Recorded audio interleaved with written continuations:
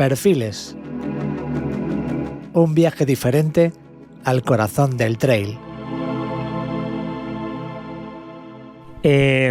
Hola, ¿qué tal? ¿Cómo estáis? Mira, os voy a contar, porque este episodio me hace especial ilusión, el episodio de Perfiles, entre otras cosas porque me acompaña alguien, que ya la veis, pero os la voy a presentar, con la que me va a ser muy fácil cumplir el propósito con el que nació este proyecto, hablar con personas del mundo del deporte de la montaña sin hablar demasiado de su perfil deportivo, de sus victorias, de sus derrotas, de todas esas cosas.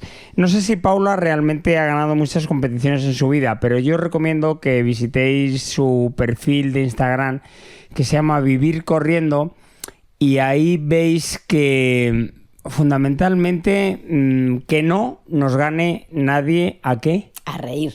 Efectivamente, pues que no nos gane nadie a reír. Estamos con Paula Fernández Ochoa. Paula, un gusto y muchísimas gracias por recibirnos en el Perfiles de este rato que vamos a pasar aquí. Es un placer, para mí, bueno, eres un referente y eres un amigo. Te tengo un cariño enorme, así que es un gustazo estar aquí contigo y con todos vosotros. Bueno, va a salir bien. Un poquito nervioso al principio, pero... ¿Quién está nervioso? Yo, un poquito nervioso al principio.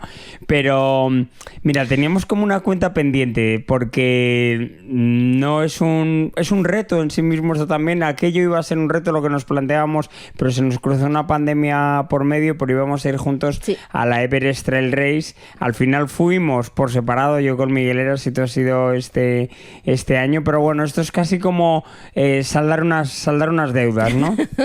Ahora estar en debe contigo me gusta, ¿eh?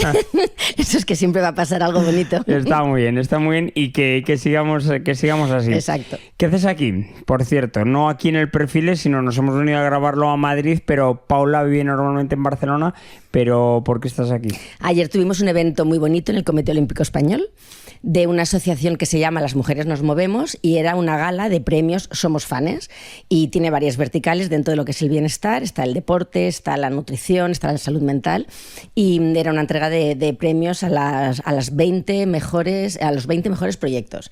Y entre entrega y entrega, pues yo hice una charla motivacional sobre la importancia de llenar tu vida de primeras veces. ¿Sí? Sí. ¡Qué bueno!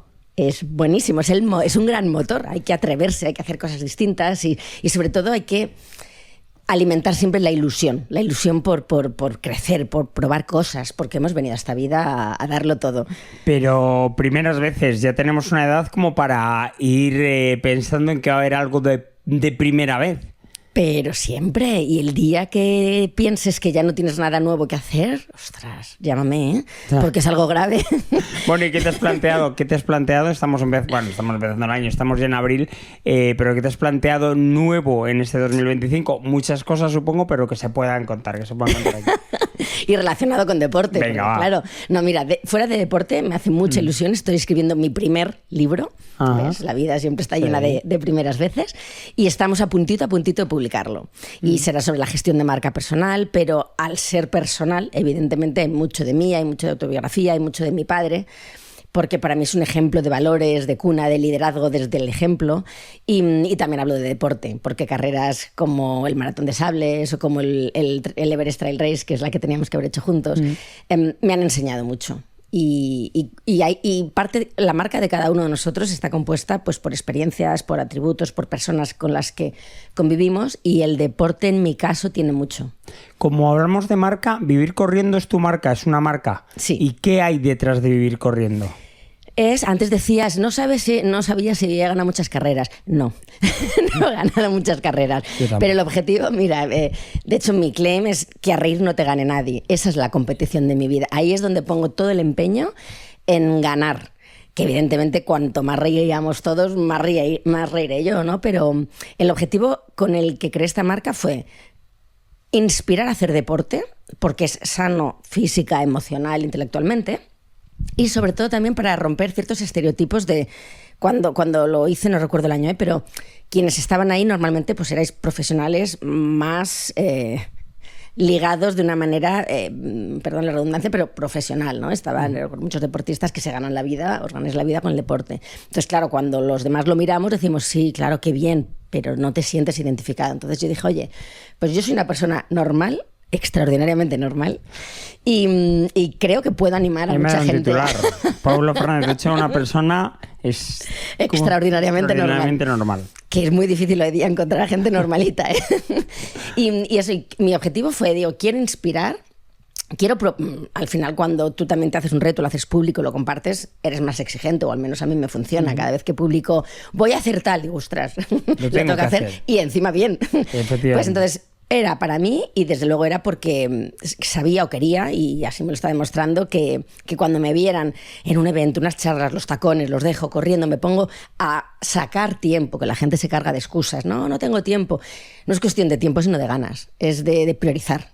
Y quería hacerlo y lo estoy consiguiendo. Veo que hay mucha gente que me da las gracias por ayudarles a creer en ellos y a encontrar en el deporte una válvula de escape, un motor de vida. Además haces muchos deportes, muchas cosas, porque estamos hablando de trail, perfiles es eminentemente de trail, pero tú no solo haces trail, haces carreras de montaña, has hecho asfalto, montas mucho en bici de montaña, fundamentalmente esquí como casi tradición y legado familiar desde tu abuelo, tu padre, tu familia entera ligadas al deporte del esquí, ahora tú con trabajo en la federación, de lo que hablaremos más tarde. Sí, es que el deporte a mí me gusta por lo que es educación, lo que es cultura, lo que es todo lo que conlleva alrededor de ese espíritu de superación, de ese respeto hacia los demás, respeto hacia la vida. El deporte yo creo que es una guía, una brújula maravillosa en este mundo de caos en el que estamos. Pero luego es que además, de hacerte sentir muy fuerte y bien, a mí me divierte enormemente. Y dentro de las primeras veces, además me acuerdo que te vi a ti, un amigo me lió a hacer un triatlón. Hago muchos deportes, nado fatal. Y me lió una semana antes, me dice, Paula, que nos íbamos a haber ido a montar en bici de carretera. Y 10 días o una semana antes me dice, en realidad te he mentido. Nos vamos a hacer un triatlón a Lanzarote. Y digo, ¿cómo? Pero si no sé nadar. Pues empieza. Y estuve esa semana yendo a la piscina. Y entonces fue mi primer triatlón, y lo hice el año pasado, que fue verte en el hotel, hija, y que viera algo conocido a lo que agarrarme y llenarme de confianza. La tabla de salvación, ¿no? Que nunca mejor dicho, en el tema de la natación no viene nada mal un madero por ahí flotando, que puede ser yo en ese momento, y te agarras y al menos pasamos un rato a la deriva. Tío, cuando cogí la bici te oía, digo, bueno, me siento más en casa cuando... Pero es bueno, y también el deporte me gusta, y me gusta ir probando cosas nuevas, ver cómo reacciono, cómo lo llevo. Pero el deporte, tú en tu caso, no fue nunca una obligación, viniendo de donde vienes, quiero decir, tu padre, Paco Fernández Ochoa, porque es Paula, la hija de don Francisco Fernández Ochoa, tu padre en casa supongo que os metería el deporte en vena, pero hay veces que esa actitud de los padres hacia los hijos acaba siendo un poco efecto péndulo, contraproducente. En tu caso veo que no. No fue así. Además, mira, mi padre evidentemente tenía que tener disciplina por cuanto que fue olímpico y estaba a un nivel muy campeón olímpico en Sapporo, el primer y único oro que tenemos en España, pero mi padre era más pasión lo que sentía por el deporte que no obligación. Entonces, de hecho, a él más de una vez le llamaban a filas por decir, oye, esta metodología. Me parecía un talentoso nato. Entonces, cuando él nos inculcaba el deporte, no era como obligación, era como... Qué divertido, qué bueno, qué bonito, subiremos a esta montaña y papá, me canso, te cansos, no viene a cuento, pero verás arriba qué bien. Entonces nos lo impregnaba o nos lo transmitía con esa ilusión tan grande que no lo veíamos como obligatorio, lo veíamos como qué suerte que podemos hacerlo. Sí, pero fíjate, desde chiquititos. Fíjate, yo recuerdo, y esto por ahí informándome, que tu padre aprendió a esquiar, vivíais en Cercedilla, en la Sierra de Madrid, y tu padre aprendió a esquiar casi por el tema típico español de a que no hay huevos, ¿no? Llegaba alguien de tu familia, no recuerdo si era tu tío... Mi tío, su tío Manolo. Su tío, sí. Y le decía... Te tienes que tirar por aquí. Vamos, que te tires, si te tiras tú o te doy una hostia. Era así, literal. Sí, te doy una hostia, que si no, que me mato, que te tires. Sí, eso lo contó además mi padre en el homenaje que le hicieron poco antes de morir, en Cercedilla, y lo explicaba. A ver, mi padre, también esta es una historia que la gente no la suele conocer. La gente cree que mi padre y mis tíos, que son 8 o 6 olímpicos, era de tradición familiar, que todos iban a esquiar en familia. No, mis abuelos muy humildes, mi abuela todavía en vida, vamos a celebrar sus 99 años este año, en mayo. A por los 100. A por los 100, es una campeona. Pero eran panaderos y conserje de la escuela de esquí en Navacerrada. Y empezaron a tener niños y no era económicamente boyante la situación.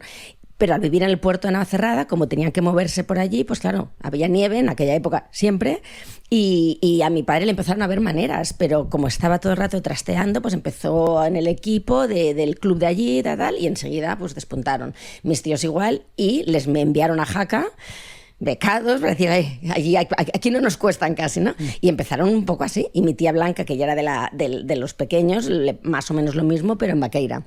Pero fíjate, en el Valle de Arán. Fíjate, tu padre empezando de esa manera y con 22 años, en Sapporo en el año 72, un oro olímpico en slalom, que algo así como en España podía ser como, no sé, como... es que no sé cómo... Él pone un símil muy divertido que dice... Yo gané el oro en Sapporo, que era igual que si un austriaco sale por la puerta grande de las ventas pues, en Madrid, porque era impensable. De hecho, hay una anécdota muy chula, que mi padre era muy embajador y se sentía afortunado de representar a España. Y cuando ganó, él salió corriendo al hotel a recoger su capa española y su sombrero, porque él dijo, yo no puedo estar en el podio de cualquier manera. Entonces salió del recinto, fue al hotel, lo cogió, y cuando iba a entrar, que iba con Aurelio García, que era otro de los españoles buenos, no les dejaban entrar. No se creían que estos españolitos, porque además era un poco hasta despectivo, fuera el que hubiera ganado, y tuvieron que estar comprobándolo, comprobaron, entonces ya le pidieron perdón y corriendo llegó hasta medio tarde al podio, pero porque él fue a por su capa española y dijo, hombre, ya que estamos en Japón, que se vea que somos españoles.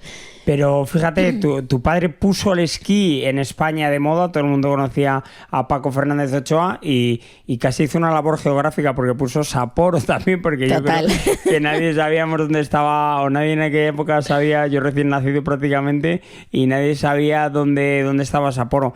Pero además fue como un emblema, ¿no? Un emblema de una época en España que teníamos la dictadura, estamos en plena dictadura, y tu padre fue un emblema, pero nunca se posicionó tampoco políticamente. No, a ver, yo creo que si luego rascas sí se veía, más o menos inclinaciones, pero es que mi padre era muy de verdad, era una persona cero de intereses, cero de conveniencias, era puro corazón. Y él también el deporte no lo veía como algo politizado. Él el deporte lo veía que todos somos iguales, el deporte nos une, me da igual que seas de derechas, que izquierdas, que de centros. Entonces por eso intentaba tampoco mezclarse o meterse. Para él el deporte era unir más que separar, que por desgracia yo creo que hoy día ya no lo estamos viviendo de esa manera. Y sobre todo creo que como su generación, o igual que Ángel Nieto o Pedro Carrasco, o sea, había varios de su época que eran pura raza, pura casta, que eran muy humildes y que empezaron a ganarse la vida ellos, y gracias a ellos hacia sus familias, con poquito, pero como diciendo, oye, qué bien que a través del deporte hemos encontrado una oportunidad de vivir. Ahora muchos deportistas tienen mucho dinero, muchos sponsors, muchos patrocinios, es otro estilo. Entonces, claro, la pureza con la que mi padre vivió yo creo que reafirmó mucho más esa autenticidad que era tan genuina de él. Era muy típico también, y para Castilla, para los castellanos y también para el mundo del atletismo, una persona como Mariano Haro, ¿no? Que también ha fallecido recientemente, sí. Y que era un poco ese ejemplo. Pero has tocado un tema que me interesa. ¿Cómo piensas tú que están viviendo ahora los deportistas de alto nivel esa implicación política, social? ¿Cómo lo ves? ¿Lo ves positivo? ¿Lo ves que deberían de callarse, que deberían de quedarse más en un segundo plano? Sí, evidentemente es mi opinión, y a partir de aquí pues cada uno evidentemente tiene la suya. Yo creo que es un error posicionarse. Los deportistas de alto nivel están representando a un país, y ese país tiene muchos colores. Y sobre todo en un momento tan convulso a nivel político, en el que estamos cada vez más siendo más radicales, o nos están radicalizando, o están generando enemigos. Yo creo que no hay que utilizar la plataforma del deporte para potenciar aquello, sino todo lo contrario, para rebajar esa tensión, esas discrepancias y ese desarraigo que en general, y yo reconozco que yo ya lo tengo, político, que digamos, hombre, vamos a sentirnos orgullosos de algo y dejemos al margen todo lo otro. Entonces, para mí es un error, y es un error por lo que te digo, que son colores de un club, colores de una federación que nos tienen que representar a todos. Entonces, tú no estás ahí por tu política, estás ahí pues por tu capacidad física y esos logros deportivos, no hay que mezclarlo. ¿Y contigo o con tu padre, con tu familia, se ha intentado alguna vez hacer política? No. Bueno, conmigo no.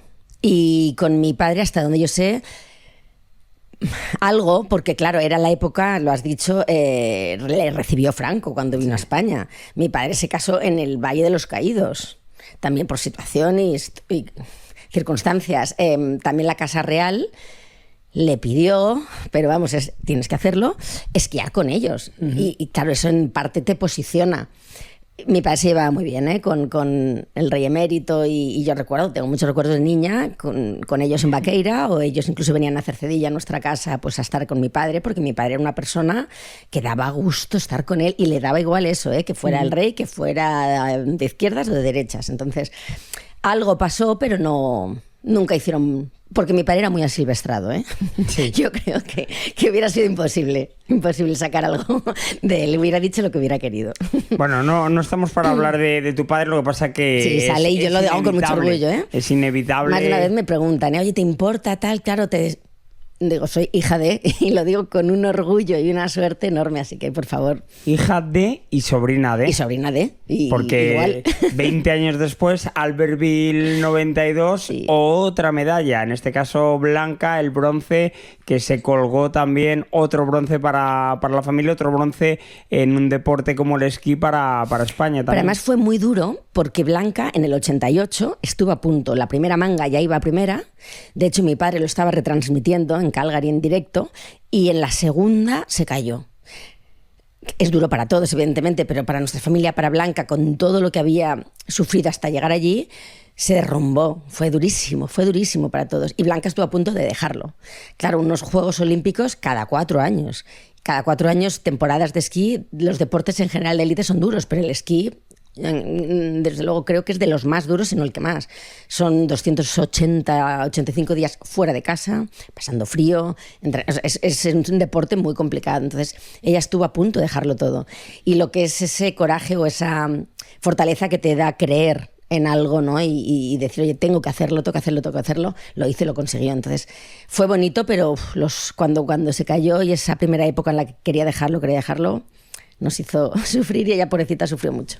Y luego se lo mereció. Hablamos, sí, se lo mereció, y fue otra vez esa sonrisa, esa ilusión que bueno, sé, sí que la vivimos de cerca ya la gente de nuestra generación. 92, sí. ¿Hablamos de Blanca? Perfecto. Venga, ya vamos a cerrar el tema familia y luego ya, porque el tema de Blanca me va a servir para muchas más cosas. Dices que Blanca estuvo a punto de dejarlo todo y al final lo dejó todo. Al final lo dejó todo. Ahora estamos hablando más de salud mental. Había sido absolutamente tabú, absolutamente estigma. Mi tía era bipolar, se medicaba, pero era secretísimo, no se sabía y no se entendía. De hecho, incluso a mi padre le costaba entender que a veces tuviera que ir al psicólogo. Mi padre era una fuerza de la naturaleza. O sea, mi padre, todo esto, o mi abuela no entendía. Pero es que es una enfermedad. Y entonces fue duro para ella llevarlo y todo lo que conlleva. Y aparte, los deportistas de élite, cuando dejan de serlo, son muy jóvenes y de repente se sienten juguetes rotos, se apaga el telón y dicen, ¿y ahora qué hago? Si no sirvo para nada más. Hay quien reinicia o ya ha encarrilado su vida y continúa y bien, o mi padre, que es que le daba igual, hacía lo que no se le ponía nada por delante. Y hay quienes, como el caso de Blanca, pues agravado con su enfermedad, se perdió el rumbo, estuvo muchos años luchando por encontrarse, en silencio, que eso yo creo que incluso agrava aún más, porque no se puede pedir ayuda fácilmente, no pueden entender que un día estés triste. Entonces, claro, ese esfuerzo sobrehumano Además, claro, Blanca siempre decía que ella era la hermana de... Y la hermana de, en sentido comparativo, mi padre, que era guala, que aquí donde iba, sí, se comía Paco, la vida en bocado. Decía al contrario, ya. Paco decía, es que, yo soy hermano de... Total, pues es que mi padre adoraba, admiraba y era... la ilusión, o sea, ver a Blanca, cuando hablaba de ella se le caía la baba. Pero claro, Blanca lo bebía de otra manera. La salud mental no es objetivo, es cada uno como lo lleva. O igual, ella se sentía muy chiquitita, ella sentía que el bronce era casi hasta perdedor. Pero fíjate, en aquella época, yo me acuerdo perfectísimamente, ha sido relativamente hace poco tiempo, se habló que había fallecido dando un paseo por el monte. Mira, sí. Me parecía, bueno, a ver, en aquellos momentos, pero no estamos hablando de los años 80, estamos hablando de hace un puñado, un ramillete de años, y todavía teníamos ese tabú. No se puede decir que Blanca se había suicidado, porque era así. Era así, de hecho, en las entrevistas que nos hicieron los medios, cuando ya supimos y se sabía, como tú muy bien has dicho, que se había suicidado, a mí me estaban haciendo una entrevista en Antena 3, recuerdo, y yo lo comenté. Entonces cortaron la entrevista y el periodista me dijo: oye, Paula, ¿te importa? No digas esto, di que se ha muerto en circunstancias extrañas. Y yo, ¿cómo que circunstancias extrañas? Se ha suicidado y lo sabéis, se tomó más pastillas y... No, está prohibido, no podemos hablarlo, no podemos decirlo, es circunstancias extrañas. Claro, a mí esto me sorprendió negativamente porque cuando hablas las cosas es cuando puedes empezar a superarlas, a prevenirlas y a que la gente sepa y podamos actuar mejor, ¿no? Que tenemos mucho que aprender al respecto. Pero además hace muy poquito y sí, yo creo que eso es un craso error. Entonces... puso, gracias ahora a mi tía Lola, su hermana que está liderando, constituyó una fundación que se llama Fundación Blanca, precisamente para ayudar a los deportistas y a la sociedad a entender cierta dureza de lo que es esa competición o esa vida o ese cambio del deportista de élite a la otra vida, entre comillas, normal, y cómo se les puede acompañar y cómo se les puede ayudar, y que sufren, que hay muchos deportistas. De hecho, hicieron un documental precioso en el que sale Edurne Pasaban, el hermano mayor. Hay muchos deportistas que cuentan también miserias, o contaban de Royan, ¿no? Que también se suicidó. O sea, tenemos muchas historias que se han ido tapando, que se han revestido de lo que has dicho, circunstancias extrañas, cuando no son tan extrañas. Entonces, están haciendo una gran labor, trabajando mucho, lo cual me alegra por ellos, pero es malo porque hay mucha necesidad. Mira, fíjate, a nosotros, y por eso lo quería unir con el mundo del trail. Hace, pues nada, un año creo que fue, en el 23 o en el 24, Emilia Brangelfeld, que era una corredora de élite, 21 años, fue bronce en los mundiales en el 2022, se suicidó también, y prácticamente como que tuvo un problema después de esa medalla, tenía un problema en el corazón que no la permitía hacer deporte, no lo permitía en ese momento, quién sabe más tarde, ¿no? Pero no lo supo superar, y ella misma en redes sociales casi anunció prácticamente la situación en la que estaba, pero ahí abiertamente ya yo creo que dimos un paso más, se habló perfectamente de eso, muchos deportistas lo hablaron también, otros deportistas salieron a raíz de eso, sí. Pues como el caso de Edurne, por ejemplo, que dijo que se había intentado suicidar incluso 2 veces y que no lo hizo porque no fue suficientemente valiente. Tal cual, amigo. Además, contado por Edurne, que le mando un beso desde aquí, que es adorable. La quiero mucho. La queremos mucho, Edurne. Hemos compartido muchos ratos buenos con Edurne Pasaban. La quiero mucho. Mira, de hecho, ahora en mi libro, en ese primer libro que estoy escribiendo, Edurne me ha hecho un testimonial muy bonito. Es muy generosa. Pero en el documental sale, ella lo dice, ¿por qué no me suicidé? Porque no fui lo suficientemente valiente. Y dicho por Edurne, que además es así, vasca, dura, te quedas muy sorprendido de la dureza y a la vez vulnerabilidad de las palabras. Y hay mucho que aprender, ¿verdad?, al respecto. Pero fíjate, es paradójico, ¿no? Porque vivir corriendo, vivir riendo, el deporte es fundamentalmente vida. Llega a un extremo del que estamos hablando ahora, pues que es todo lo contrario, que es pues poner fin a la vida de forma voluntaria y porque no aguantas más. ¿Hasta qué punto puede llegar a ser el deporte, también el deporte de alto rendimiento, tirano con las personas? Esto es un debate complicado, ¿eh? A mí cuando me lo plantean, tengo doble lectura. O sea, desde luego es muy exigente. Desde luego, además, pues mira, Juegos Olímpicos son cada 4 años. Y cada 4 años, y el deporte de élite, por ejemplo, el esquí, es que una centésima te deja fuera de un podio. Fuera de un podio para el que a lo mejor te has preparado toda la vida. Y es una profesión que a los 30 años ya estás fuera, ya eres mayor, ya estás, juguete roto, y que físicamente incluso normalmente está roto, porque el deportista de élite, quien no se ha roto hombros, rodillas, manos... Lo que también digo cuando hago esta lectura, porque me gusta o intento ser crítica, es decir, tú estás ahí porque has elegido. Y si has elegido ser deportista, es porque también es tu pasión y también te gusta y también lo has disfrutado y también has tenido oportunidades muy bonitas por haber elegido ese camino. A mi padre recuerdo que, insisto, que él es muy, muy, muy llano y muy campechano en todo esto, pero él decía, ¿yo? ¿Sufrir? Coño, perdón que hable mal, pero es que él hablaba así, ¿eh? Decía, hombre, sufre el que está en la mina, metido 20 días bajo tierra, picando piedras. Lo mío, joder, pues estoy ahí porque quiero y estoy ahí dándolo todo y tal, no sé qué, y puedo ser mejor y puedo representar. Claro, todo depende del enfoque y para mí ese es el positivo, que es injusto, sí, pero yo también a veces lo comparo y dicen, es mucho estrés. Digo, totalmente de acuerdo. Pero el médico que opera a corazón abierto, que se está jugando en la vida de alguien, no tiene estrés, mucho. O un directivo que tiene a su cargo, me lo invento, 300.000 personas, sus familias, su dinero, yo creo que también es un estrés. Entonces, seamos justos con el camino que tú eliges y tienes que ser consecuente. Hace poco yo doy clase en el Comité Olímpico Español a mujeres dentro del sector que quieren profesionalizar su carrera, su vida y proyectar a puestos de ejecutivos, correcto. Y recuerdo una chica que estaba en la Federación de la Petanca y indignadísima con el sistema porque tenía que cobrar igual que un futbolista. Entonces, claro, le dije, idealmente sería perfecto. Le digo, pero es que no es en el deporte, pasa en todo. A mí me encantaría que me pagasen un dineral por pintar cuadros, que es lo que me gusta.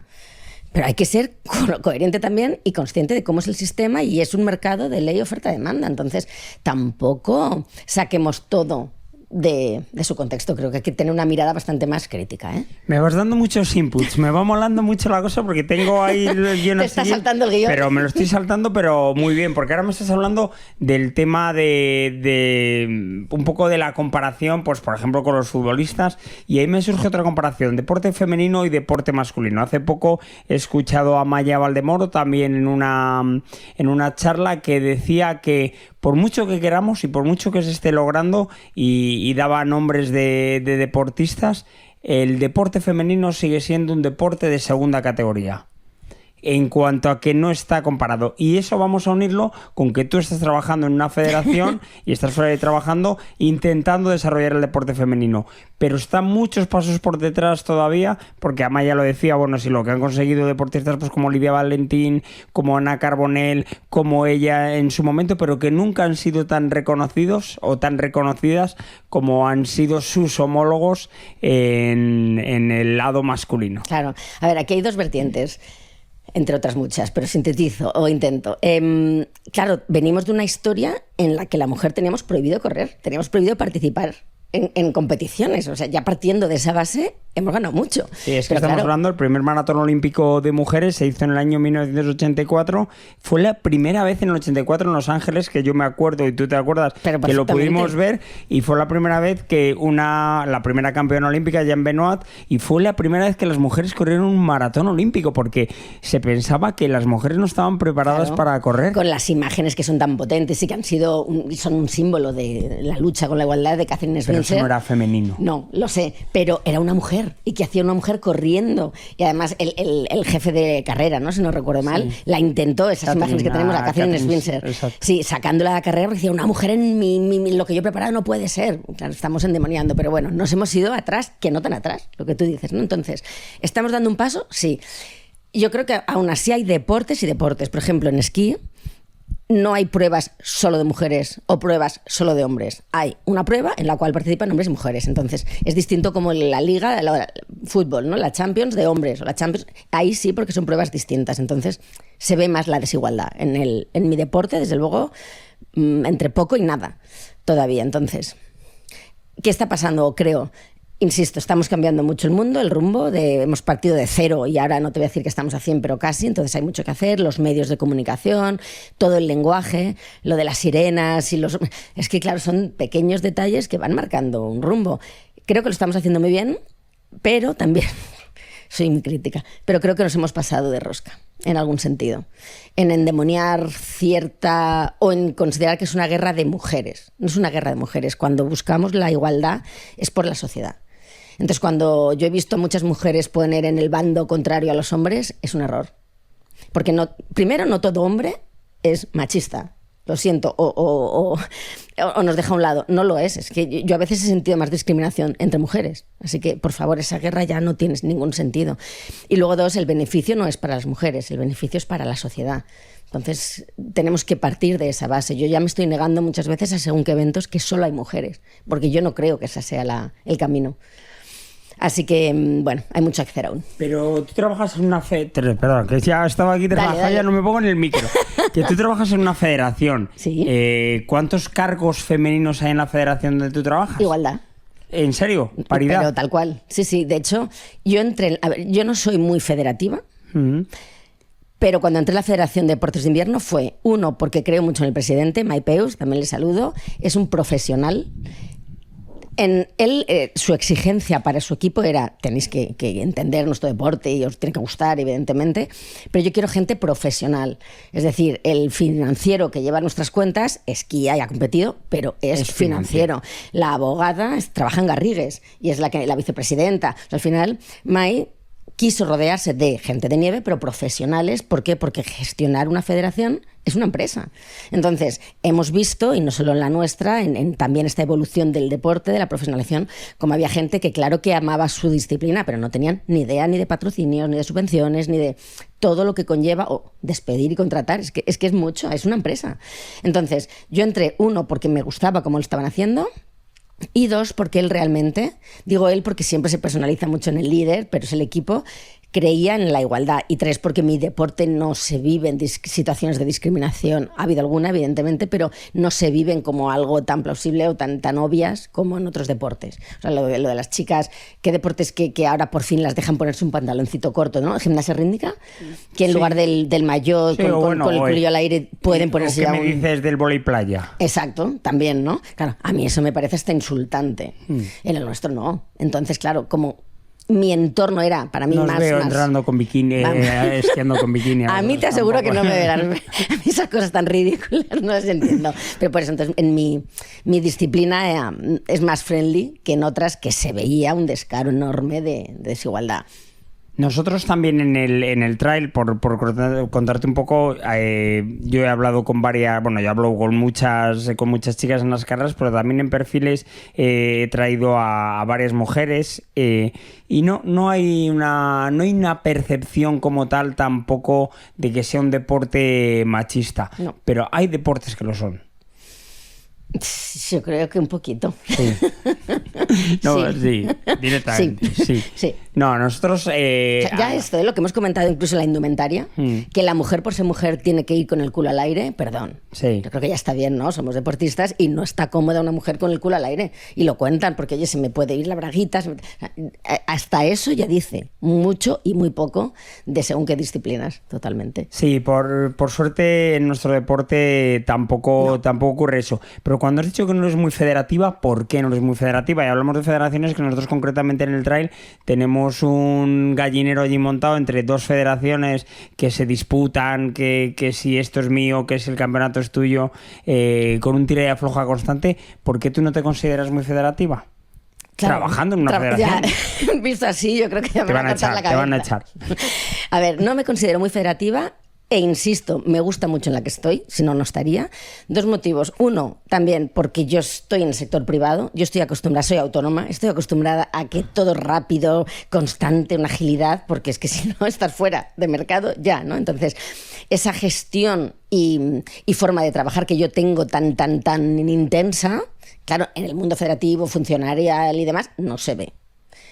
Y dos, igual en esta evolución estamos viendo, por ejemplo, la de fútbol, la de atletismo, la de básquet. Hay muchas federaciones que ya están muy profesionalizadas, ya han metido a gente realmente de empresa. Entonces, bien, pero hay otras todavía que es la expresión, y me siento como en casa y sé que no queda muy bien, pero son como dinosaurios gestionando algo que sí que les mueve el corazón, pero no saben. Entonces, claro, es un mundo que ves que las cuentas no salen. Y el deporte también, para que evolucione, necesita de unos recursos. Y esos recursos económicos hay que gestionarlo con una visión empresarial, que no tanto más allá de que te guste según qué deporte.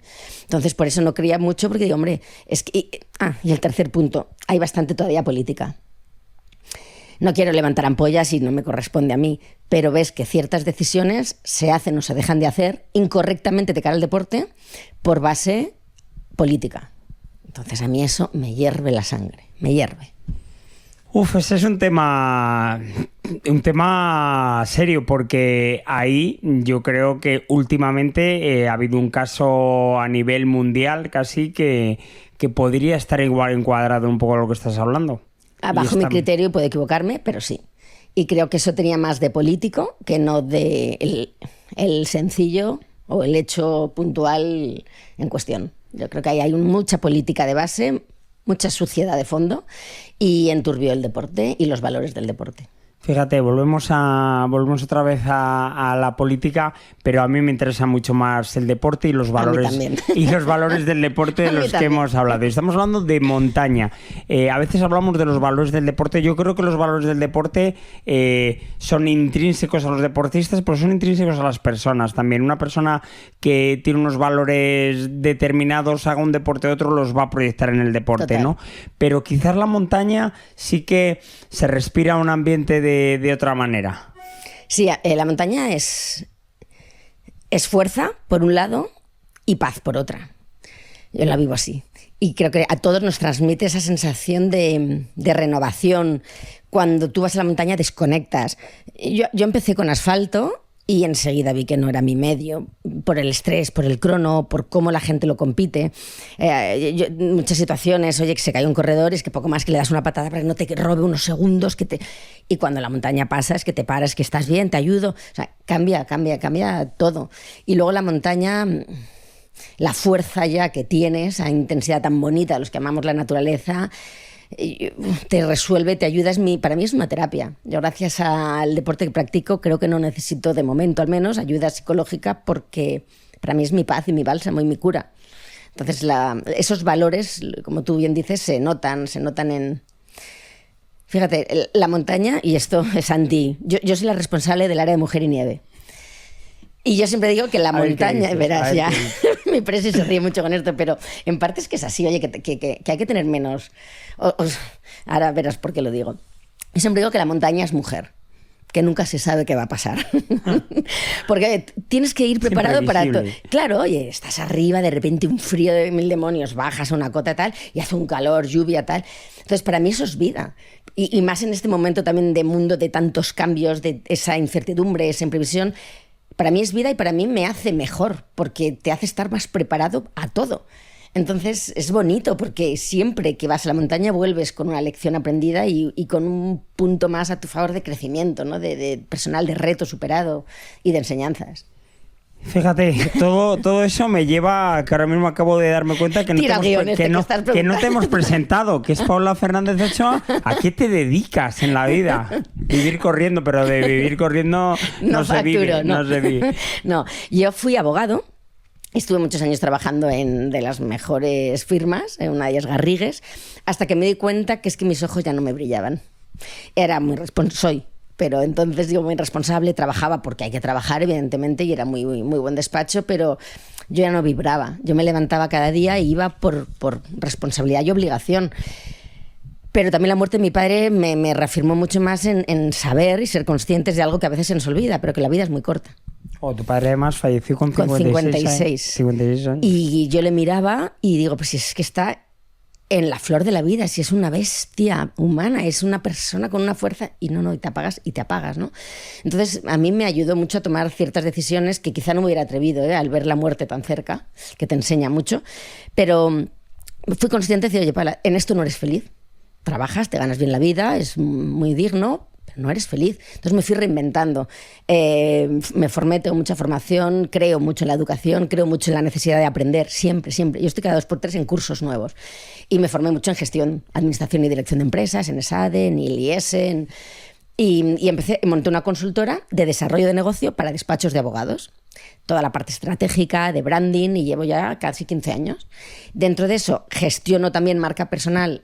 Empecé con abogados, pero ayudo a directivos, a deportistas a posicionarse. Estamos en un mercado muy competitivo, muy global, muchos players muy buenos, y o eres algo diferente, eres único por algo y que la gente entonces te haga ser la opción elegida, o te diluyes y te quedas fuera, ¿no? Eres mercancía, que no marca.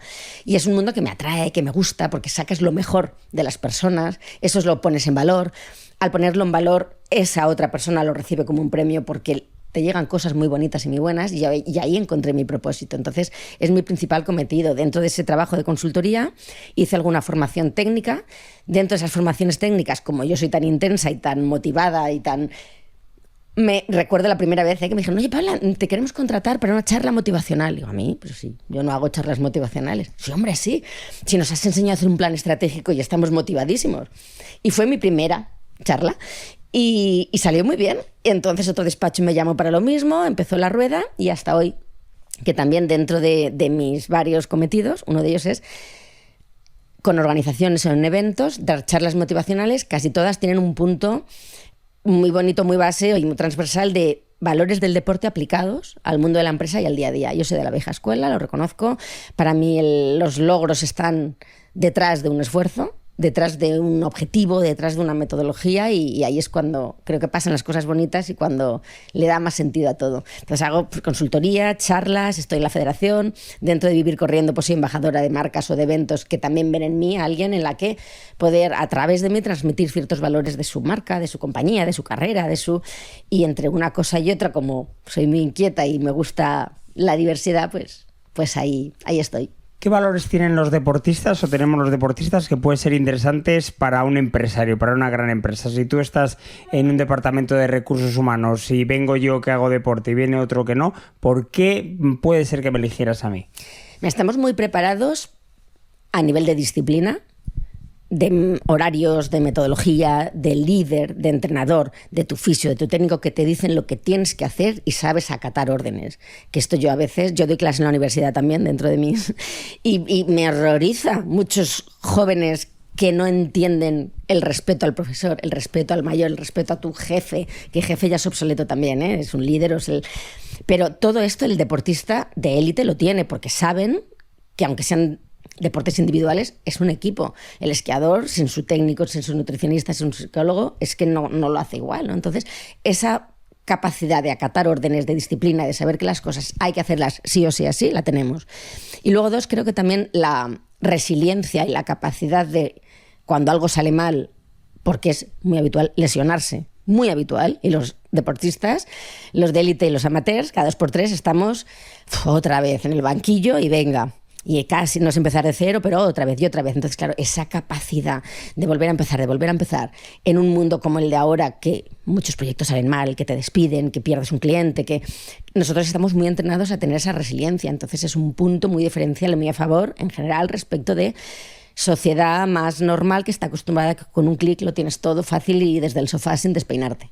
Fíjate, parece que tu vida la has decidido tú en todo momento, o sea, que tú has dado el clic de dónde quería estar Paula aquí, dónde quieres estar ahora, dónde quieres estar en X años. ¿Tanto dominio, tanto manejo has tenido de tu propia vida, de tu discurrir? Porque te veo súper segura, me estás motivando. Sí, qué bien. Ahora lo estoy. He pasado años que yo vivía en un corsé jugando. Somos una generación de, oye, si quieres ser una persona de bien, tienes que estudiar. Yo estudié Derecho y Económicas en la mejor o de las mejores universidades de España, con idiomas, entré en una de las mejores firmas, entonces tenía como un camino muy preestablecido hacia el éxito. Yo no era feliz. Lo hacía, soy responsable, me siento muy afortunada y muy agradecida por esa educación tan buena que me han dado y esa forma tradicional de respetar también las cosas y a las personas y de luchar por lo mejor de ti, pero yo me di cuenta que dentro del éxito lo mejor es ser feliz. Y yo no lo era, o sea, en términos más absolutos, ¿eh? Y cuando por fin me atreví a darle un giro, con ciertas miserias, pues porque también ser autónomo es una cresta, es una ola que sube, baja. Estamos a abril y que acabamos de pagar el trimestre. ¿No? Entonces, esto es así, pero cuando me di cuenta que aún con esas miserias, que el sistema aquí tampoco nos lo pone fácil, pero cuando me di cuenta que a pesar de todo eso, yo soy más feliz así, es cuando tengo más dominio de mi vida, cuando tengo más sensación de plenitud, cuando realmente elijo. Y ahora estoy aquí contigo porque quiero. Y porque me puedo organizar y porque me parece un regalo. Yo estoy en el punto en el que yo ayer daba la charla y estaba en este evento, era trabajo, pero yo me lo pasé muy bien. Yo disfruté mucho. De hecho, me acosté a la 1 de la mañana y digo, anda, si ya es la 1, pero porque hablo con gente de lo que me gusta, en entornos, en el Comité Olímpico de lo que me gusta. Y sí, ahora tengo la fortuna, me siento afortunada de decir, cierto, estoy haciendo lo que me apetece. Pero vale, tú has cambiado de rumbo y lo has hecho de forma consciente, no fácil, pero esto es como lo de la soledad, ¿no? La soledad está muy bien cuando es elegida y lo de cambiar de rumbo, lo de reinventarse está muy bien cuando tú dices, bueno, ahora me voy a ir por aquí o me voy a ir por allí, hoy helado de fresa y mañana de chocolate.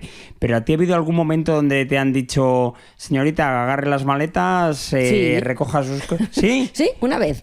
Y eso fue lo que también me dijo, a mí no me vuelve a pasar esto. Yo viví un despido, por primera vez, el único, pero ¿ves? Viví por primera vez un despido y recuerdo al día siguiente en la cola del paro el sudor frío que me entró, porque además fue un despido, evidentemente todos podemos hacer las cosas mejor y yo seguro que, pero fue un despido por una incompatibilidad personal. Mi jefa y yo a matar, no había. Y claro, tengo yo todas las de perder. Mujeres, que pues eso. tenía que haber buen rollito, ¿no? ¿Verdad? No era el caso y a la calle. Entonces dices, jolín, o sea que por mucho que a veces, aunque hagas tu trabajo bien, que insisto, que siempre se puede mejorar, pero no, hacía el trabajo bien, no, o sea, hay una incompatibilidad y estás en una posición por abajo, es que tienes todas las de perder. Entonces sentí tal vulnerabilidad, tal fragilidad en cuanto a que mi vida estaba en las manos de alguien que ya no que considerase que trabajo bien, sino si le caigo bien o mal, y dije, a mí esto no me vuelve a pasar. Y fue cuando me dio ese impulso, además de decir, ya está, o sea, ahora es el momento de hacer lo que me gusta, o al menos intentarlo, luego ya veremos. Y fue a partir de ahí cuando dije, ya está, se acabó y voy a depender de mí. Y gracias a ese despido también, hoy soy lo que soy. Fíjate, antes hemos hablado de temas de lo que decía tu padre, ¿no? Si yo lo que hago es algo normal, ¿no? Lo hago porque me gusta, a mí nadie me obliga a estar aquí. A veces, ¿no crees que se tira demasiado de la épica del deporte? Decir, wow, esto que estamos haciendo es épico. A lo mejor era mucho más épico lo que hacían tus abuelos que lo que hacía tu padre, de levantarse tu abuelo a las 3 de la mañana para hacer pan, para repartir el pan por los pueblos de la Sierra de Madrid. Quizás era eso realmente más épico de lo que hacía tu padre, que al fin y al cabo, pues tu padre sí esquiaba tal, pero ojo, un campeón olímpico, le recibían en todos los lados, le invitaban a todos los sitios. Yo también lo creo, 100% de acuerdo contigo y lo extrapolo y salvando muchas diferencias. A mí cuando alguien, por ejemplo, ayer hablábamos en el entorno que te comento, de estas dos últimas carreras de sables y del Everest y me decían, ¡hala! Es que eres como una superheroína. Yo lo pensaba así, digo, no, pues si no tiene mérito más que entrenas, cierta constancia, cierta capacidad de sufrimiento y ya está, ¿no? Pero claro, según cómo lo mires parece épico y en el fondo no. Y claro, ellos supongo que cuando entrenas a ese nivel y te dedicas a entrenar, es que tú te levantas para entrenar. Nosotros, ¿qué hacemos? Combinamos el trabajo con el tal, con lo otro. O sea, entonces me encantaba la sencillez o cómo mi padre simplificaba las cosas y ponía en valor lo que creo que realmente tiene valor. Y para él era una suerte lo que él hacía. Él tenía talento para eso y no se podía sentir más privilegiado. Entonces, me gusta mucho esa forma de pensar tan honesta, tan humilde y tan sencilla. Fíjate, yo en cuanto a lo de la épica, lo digo muchas veces también en nuestro deporte, ¿no? Que la épica está un poco sobrevalorada. Esto de yo también lo creo. La gente llega a las carreras y dice, ¿aquí has venido? Bah, pues hemos venido a sufrir. Y digo, joder, pues anda, pues ya tiene huevos también porque te están cobrando una pasta por venir aquí, te has dejado no sé cuánto en el viaje, llevas no sé cuántos meses para venir a sufrir. Yo creo que en la vida hay desgraciadamente la vida tiene muchas más oportunidades para sufrir que para disfrutar, entonces tenemos que aprovechar el deporte como medio de disfrute, ¿no? Un poco más epicúreo, más hedonista, más disfrute de nosotros mismos. Y es que a raíz de esto, cuando venía en el AVE para acá, me he topado estos días con una historia que no sé si tú conoces, de una corredora keniana que se llama Yvonne Ngetich. Yvonne Ngetich es una corredora keniana que en el año 2015, en la maratón de Austin, ella llegó tercera a la línea de meta, pero llegó tercera absolutamente destrozada. Fueron muy famosas sus imágenes de los últimos 400 metros. Entró a gatas, no podía ni caminar, apoyaba la cabeza en el suelo. Había alguien de la Cruz Roja con una silla de ruedas detrás, pero los organizadores, los árbitros dijeron, no la toques, pues si la tocan la vamos a tener que descalificar, ¿no? Aquello dio la vuelta al mundo. Y me he topado hace poco con un un libro de Andrés Aberasturi, un maestro, desde luego. Bueno, a ver, ni Andrés Aberasturi me conoce a mí, ni me va a conocer nunca, pero yo lo admiro. Y en el libro, en uno de los capítulos, me lo he encontrado, él narra todo lo que estaba pasando y lo que estaba viendo en esas imágenes y lo titula Gesta. Y mira, termina, voy a coger solo unos poquitos renglones. Dice: cuando esta historia, cuento esta historia tal cual fue porque no comparto la grandeza de la gesta, porque no me emociona el sufrimiento y porque la muchacha ni siquiera era consciente del espectáculo que estaba dando al mundo. Seguía hacia la meta porque estaba programada para eso, y en los 2 últimos kilómetros la mujer desapareció y el ser humano, perdida la conciencia, se convirtió en una máquina descontrolada que continuaba cubriendo metros. Al final se rompió y, rota, con la dignidad arrastrándose por el asfalto, solo ofreció un triste espectáculo, sin ni siquiera ser consciente de nada. ¿Dónde está la grandeza? Alguien, no sé quién, debió de retirarla mucho antes, por su propio interés, por su propio bien y por la escasa dignidad que le va quedando ya al deporte. ¿Qué opinas de esto? Porque a mí me hizo reflexionar, me hizo reflexionar porque hemos visto imágenes de entradas en meta, Gaby Andersen en su momento en Los Ángeles 84, una marchadora que llegó así medio retorcida. Estamos hablando de hábitos saludables, estamos de deporte como forma de vida. ¿Tú cómo ves esto? Yo estoy 100% de acuerdo contigo. Y con Andrés, autor. Con Aberasturi. No, pero que tú lo has reafirmado y así lo opinas. Yo también, Tanto a nivel profesional, que dicen muchos, no, es que claro, te estás jugando todo. Digo, ¿te tienes que jugar la vida? O sea, ¿realmente tienes que llegar a ese punto de destrozarte? Yo no lo comparto. Y claro que el deporte conlleva cierto sufrimiento, a mí me gusta. Pero es cierto sufrimiento, no es destrozarte como esta gente. Ni a nivel profesional ni amateur, que a mí amateur también me hierve la sangre, porque no entiendo. Mira, dices, ellos llevan toda la vida preparándose, era su oportunidad porque han luchado, su sueño tal. Venga, ni con esas, Pero los amateurs de ahora, que ves que no están preparados, que se enfrentan a según qué deporte, que van rompiéndose, cojeando, no tiene sentido. O sea, aquí estamos haciendo las cosas muy mal. Hay mucho marketing también alrededor que hace mucho daño. Si quieres, puedes. No es verdad. No es verdad. ¿En serio? Pero la gente, sí, porque si tú vas, yo voy también. Digo que no. Todo es posible, dicen. No todo es posible. O sea, que es posible mejorar siempre. Siempre. ¿Que es posible que vas a ser un poquito mejor cada día? También. Pero no estamos todos preparados para hacer cualquier cosa. Me niego. Pero la gente no, la gente se viene arriba de una manera que digo, te has apuntado a este maratón, pero si no has hecho nunca ni una media. No, pero si tú tal, yo también. Entonces, claro, y extrapolado, no, se nos está yendo. Estamos perdiendo el norte en muchos sentidos, en muchos. Y en el deporte, que tendría que ser una escuela de buenos hábitos, de hacer bien las cosas, también hemos traspasado un límite insano. Hemos perdido un poco la cabeza, el norte a la hora de hacer deporte. Tú, por ejemplo, en La Santa hiciste un triatlón cortito. Claro. No te apuntaste a un Ironman, que también tiene La Santa un Ironman, concretamente el más antiguo de Europa. Lo siguiente será hacer un Ironman. Sí, pero me quiero preparar. Y de hecho, llevan muchos años la gente intentando decirme que lo haga. ¿Que lo acabaría? Creo que sí. Creo. Pero sufriría tanto y mi cuerpo todavía no está tan bien preparado que tengo que ir poco a poco. O yo quiero ir poco a poco, no me quiero destrozar antes de tiempo. Yo quiero llegar a los 90 años cruzando todavía arcos de meta y viendo a mi depa y venga, Paula, que entras. Tendré bastantes más que tú. Si bueno, por ahí, que no me sacas tanto. Pero eso, yo quiero entrar y ahí depa, venga, que puedes, yo el andador casi. Quiero llegar ahí, entonces por eso, que haré un Ironman es uno de mis sueños y espero hacerlo. Pero me quiero preparar. No quiero llegar reventada.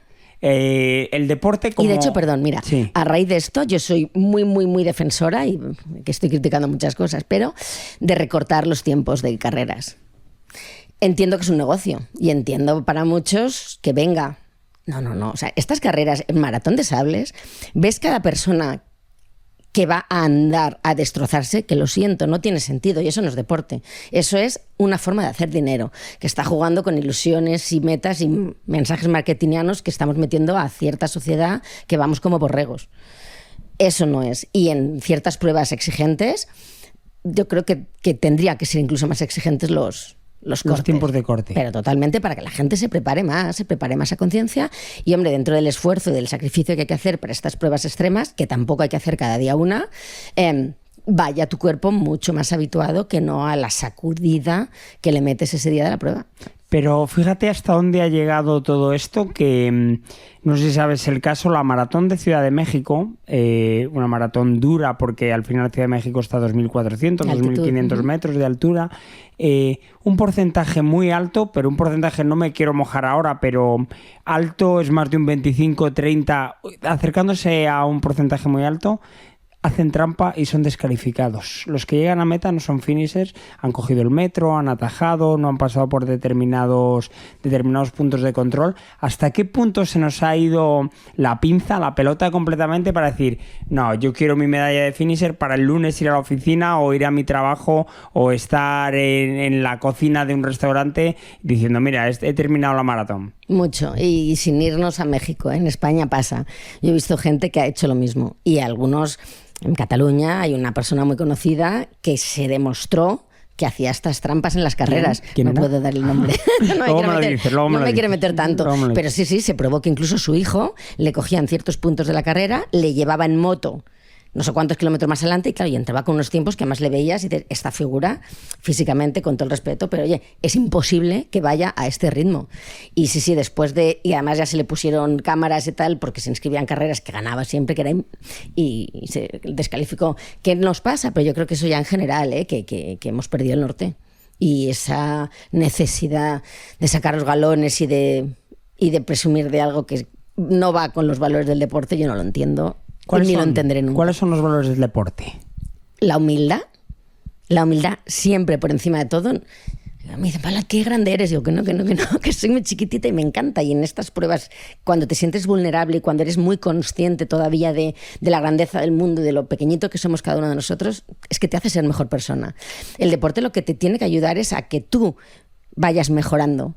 Pero cada uno mismo con sus habilidades, sus capacidades y sus incapacidades, porque no todos estamos tan bien o mal dotados. Entonces, la comparación hacia afuera, entiendo carreras profesionales que 1, 2 y 3, mejor el podio. Bien, los demás, la sociedad, el ser humano, esos valores del deporte, es para darle sentido a nuestra vida aquí, vivirla con más plenitud y aprender a reconocer ese respeto, esa humildad, esa capacidad de sacrificio de intentar siempre mejorar, pero desde el fair play, o sea, el ser justo, la lealtad. Yo soy muy radical con esto, ¿eh? Entonces, a mí el tramposo, es que no puedo, no lo entiendo, no, está fuera de mis cánones vitales y desde luego del deporte. Hablando eso, de que el deporte como forma de vida, extrapolado eso al día a día, a lo que comes, a lo que descansas, a tu forma, a tu mantenerte, ¿a ti no te han dicho nunca muchas veces, oye, estás muy delgada? Sí, también me han dicho que estoy gorda. Es que me han dicho de todo, pero... Dile que se hombre, tú gradúe. para todo lo que haces, pues estás un poco gordita. Ya, pues fenomenal. Digo, es que ¿sabes lo que pasa? Que no vivo de si estoy gordita o estoy flaca. Es un comentario, pero te entiendo perfectamente. Y también hay mucho nutricionista aficionado suelto que te quieren decir, ¿no? En mi caso, claro, soy amateur. Promuevo y creo y practico una vida equilibrada. Pero no estoy obsesionada. Yo anoche me tomé mis copitas de vino. Hoy yo por ejemplo bollería, pues no tomo. Y en el desayuno me decían, ¿no te tomas un croissant? Y digo, es que no me aporta nada. Pero bueno, que ojo, que si un día me vuelvo loca y me hace ilusión, me lo tomaré, pero yo creo en el equilibrio y en esa constancia, pero no en la locura de mucha gente ahora de esas dietas tan radicales que no por convicción, que mira, aquí yo te quería preguntar también, ahora si me permites. Venga, cambiamos. Venga, claro. Porque en las carreras cada vez hay más puestos para veganos, y la gente de alto rendimiento, yo estoy viendo en mi entorno que cada vez se preocupan más en este tipo de dietas. Ellos por alto rendimiento. Yo creo que hay algunos, y en tu caso creo, corrígeme y por eso quería preguntarte, también es por principios, por convicción, por ya no solo pues porque tú te sientes mejor, sino porque lo ves coherente, ¿no?, con tus principios. Entonces, ¿es así en tu caso y tú lo recomendarías o crees que también cada vez hay más gente que lo está poniendo en práctica. Yo no recomiendo nada. A mí me va bien, llevo 25 años vegetariano, sin comer ni carne ni pescado, me ha ido bien. Nunca lo hice por salud, porque yo de vez en cuando sí que me como 1, 2 o 3 croissants o napolitanos de chocolate si me da por ahí. Yo lo hice y lo he hecho y lo mantengo por convicción y por respeto a la vida de los animales. Nada más, no quizás por salud. Que está demostrado, yo creo que cada vez sí, no voy a ser más papista que el Papa aquí, pero yo creo que cada vez hay más médicos, más profesionales, más nutricionistas que abanderan esa alimentación basada en vegetales, ¿no? Plant-based, porque parece ser que es más saludable. A ver, conozco vegetarianos que están muy saludables y conozco gente que come omnívora y que come absolutamente todo y que está también, perfectamente saludable. O sea, una cosa... Tampoco me gusta que ninguna de las actitudes ni posiciones que tomamos, y yo creo que en eso también nos parecemos, sean excluyentes, ¿no? Yo también lo Porque creo. fíjate, yo creo que no hace ningún buen servicio a la causa, por llamarlo de alguna manera, porque igual que nosotros hablamos de los hábitos deportistas, de cuidarnos, ahora yo creo que de tanto que estamos hablando de eso, está habiendo un movimiento contrario. Total. Y estamos viendo a gente, con todos los respetos, y no quiero que nadie malinterprete mis palabras y a lo mejor tú opinas lo contrario, pero gente que está saliendo en medios de comunicación masivos, en los más media, haciendo alarde de su vida no saludable, de sus hábitos no saludables, que comen lo que quieren, que beben lo que quieren, que si tienen sobrepeso da igual. Pues para mí no da igual, porque vale, pues si tienes sobrepeso pues y tú estás a gusto, fenomenal. Yo no tengo nada en contra, no soy gordofóbico, ni muchísimo menos, ni tengo nada en contra, pero sí que los médicos, y volvemos otra vez a ellos, están cada vez y es un problema. Hablábamos antes de salud y con la salud mental, también el tema de la obesidad, y lo estamos viendo en colegios, lo estamos viendo con los niños sobre todo, es un problema en este país. Y yo creo que una actitud radical por nuestra parte, como podría ser la mía con el vegetarianismo o el veganismo, hace un efecto llamada hacia todo lo contrario, y yo creo que está pasando también en el deporte. Puede ser, sí, te lo compro y coincido. Mira, en una carrera me pasó en el Valle de Arán, yo corría sola y en uno de los, era una ultra, y iba hablando sola y dije, qué chuletón, es que no se me olvidará, dije, qué chuletón me voy a meter en cuanto llegue. Y de repente el de detrás me dice, hombre, un poco no, me dijo un poco de respeto. Pero yo pensé que no hablaba conmigo, Y yo seguía y me dice, sí, hablo contigo. Y al final ya me giré y le digo, ¿cómo? Hombre, soy vegetariano. Me parece una falta de respeto que tú digas lo del chuletón. Y oye, perdona. Digo, ¿te he hecho a ti algo? Si estoy aquí, de verdad me tienes que decir esto a mí, tómate las lechugas que tú quieras, pero creo que te estás metiendo donde no toca. Pero el tío enfadadísimo, ofendidísimo. Y claro, me quedé así, dije, oye, de verdad que no tengo nada en contra, pero si no te importa, déjame en paz. Pero eso, con un radicalismo y una obsesión que digo, ¿de verdad me tienes que increpar así por ir yo solo diciendo que chuletón me va a meter? Hombre, tampoco, o sea, 100% de acuerdo contigo en que se nos está yendo, vamos, a unos extremos muy, muy, muy exagerados. Sí. Pero lo que hay ahora al frente de muchos micros, gente que abanderada de yo como la gordura no pasa nada, porque tal cual. La democratización de la comunicación también ha hecho mucho daño. Entonces ya el todo vale y en cualquiera puede decir cualquier cosa. Falta tanto criterio de contenido y de límites y de ética que decían, es un error, pero pasa mucho. Sí, que lo respetamos, por supuesto. Pero porque no queda otra, pero estoy en contra. Sí. Yo también me posiciono de muy esa manera. Contra. Pero casi está en contra, pero no lo podemos decir. Estamos hablando aquí ahora al público, pero ojo con lo que decimos, porque puede ser muy mal interpretado y de ninguna manera tenemos malas intenciones, pero estamos diciendo que eso no se debería de fomentar, no debería de ser un ejemplo. Exacto. Es que ¿quién puede dar ejemplo? Yo no, No, yo tampoco. Y si por favor en algún comentario de opinión le ha podido parecer, nada más lejos de mis intenciones. Pero sí hay casos de gente influyente que hace daño. Sí. no queremos categorizar tampoco. No vamos a llevo entrar. mucho rato mirando ahí a la pantalla y no lo hago por mirarme o tal, sino lo hago porque también estás muy guapo. llevamos 1 hora y 3 minutos, Paula. Y aquí ya más de 1 hora empieza a ser la gente ya Venga. desconecta y se van para otro lado y tal. Pero me quedan dos cosas. Lo primero es hablarte o que me hables de aventuras, ¿no? Porque tú eres una aventurera fundamentalmente. Teníamos aquello del Everest, pero siempre estás pensando en cosas nuevas. El más. Siempre. Me dicen, nunca estás contenta. Le digo, hombre, esa es una lectura de un cenizo. Al contrario, soy una motivada y siempre estoy feliz y quiero seguir estándolo. ¿Vale? Son las dos lecturas. Entonces, este año, gracias a ti. A mí no sí, creo. porque yo te voy siguiendo y todo lo que haces me encanta. Digo, yo también quiero. Y tenía una pendiente, que es la que voy a hacer este año, y además te voy a ver, por eso te digo, mi meta, mi depa ahí cuando entre, y me voy a los Andes. Nos vamos al cruce, vamos a hacer el cruce en la Patagonia, Sí. en Argentina. ¿Cómo esperas vivir esa...? Es decir, vale, hay mucha gente que va al cruce, yo llevo yendo unos cuantos años, y van al cruce algunos a nivel competitivo, otros van esperando algo. ¿Qué esperas encontrar tú en el cruce? ¿Qué esperas ver en los filos de la Patagonia? Ahora, yo voy con mis dos, o de los dos mejores amigos, Ferran y Nacho, que les he vuelto a liar. Les lié el año pasado en el Everest y este año, chicos, ¿Les ha tocado? os ha tocado. Buscaros otras amigas. Exacto, no, por suerte nos encantamos y nos lo pasamos muy bien juntos. Entonces, vamos a vivirlo entre amigos y disfrutándolo. Además, los tres, la montaña nos encanta, ¿eh?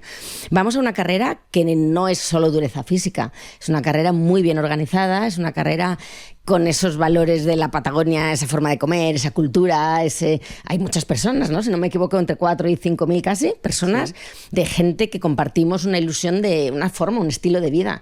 Y lo que queremos es aprovechar esos unos días después para conocer más el país. Entonces yo espero, claro, los Andes, cruzar Argentina-Chile, es que todos los vídeos que ya he visto de esa carrera, de las veces, porque insisto, yo soy una fan de Depa absoluta, ¿eh?